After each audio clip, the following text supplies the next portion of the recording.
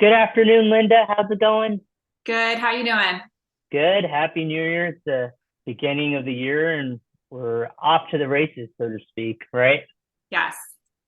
So today's topic is what we should be asking our parents about their estate planning. A lot of the problems that we see as advisors is kind of like the lack of communication between generation one and generation two. So we thought we'd take some time to ask some of those questions or to help you prep for some of those questions. And I guess, Linda, for me, would be the first question is to ask your parents is what are their wants and wishes? Like, do they have a plan in place?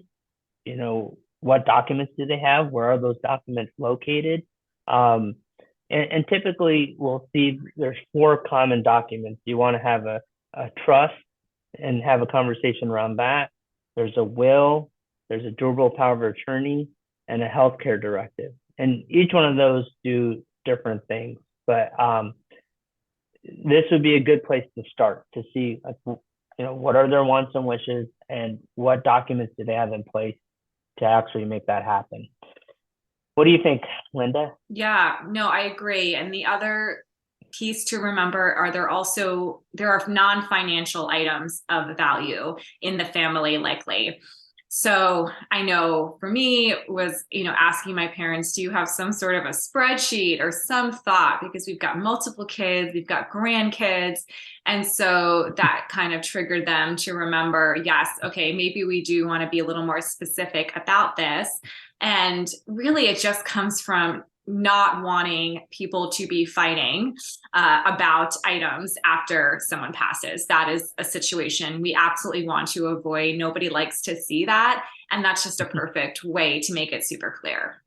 Yeah, absolutely. And tagging along with that, and maybe number three would be like, what am I required to do? Like as the individual that's having this conversation, like figure out who's in charge, what people are involved, who's going to make what decision, and is it them making that decision by themselves, or is it like as all siblings come together to make a decision, right?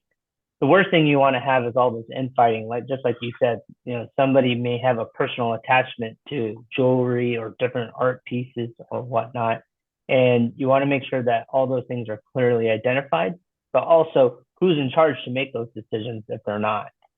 I would say that's number three. What about number four?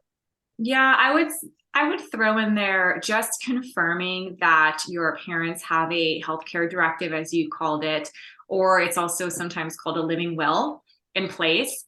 And I only, single that one out because sometimes estate planning attorneys don't automatically create that. They might see it as sort of like a medical piece that is not part of the estate plan, but it really is very important. I mean, that is the document that you can take to a doctor. Let's say your father falls ill, he's in the hospital. Being able to take that, it allows you to communicate with them and say these were his wishes, about sustaining life treatments, about donation of organs. Again, if he ends up passing, about burial versus cremation. Of course, not things that we don't like talking about, but you don't want your children or whoever it is to be making these decisions hoping they're choosing what you would have wanted. This document is you talking, and it's a good one to have on file for your loved ones.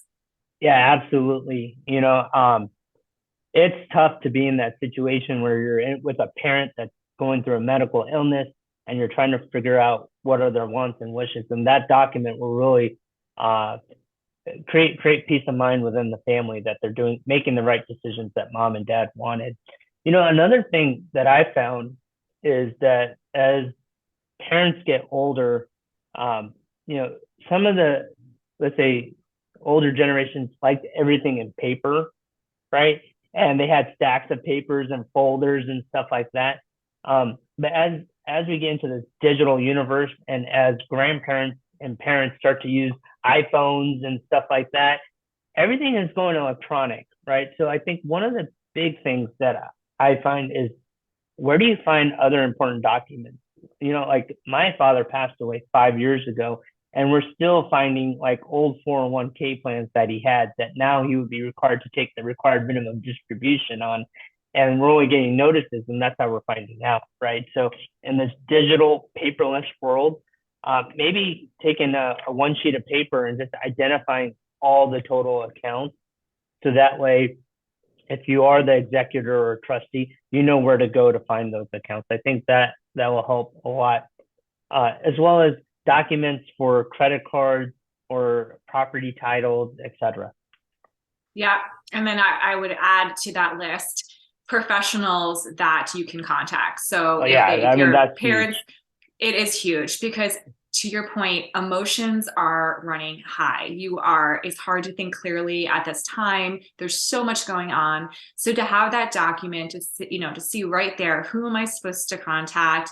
It's the attorney that helped create those documents, but it could also be a tax person that your parents worked with, or insurance people, or just it could be team members that know their situation and could potentially help you with what you need to do. Yeah, So those are six bullet points. Or yeah. anything else, Amar, or any other thoughts? Any No, final I was closing just gonna say thoughts? that is a big one because the continuity of mom and dad's stuff, using the same professionals is probably like the largest key to unlocking some of the like uncertainties or questions that you may have.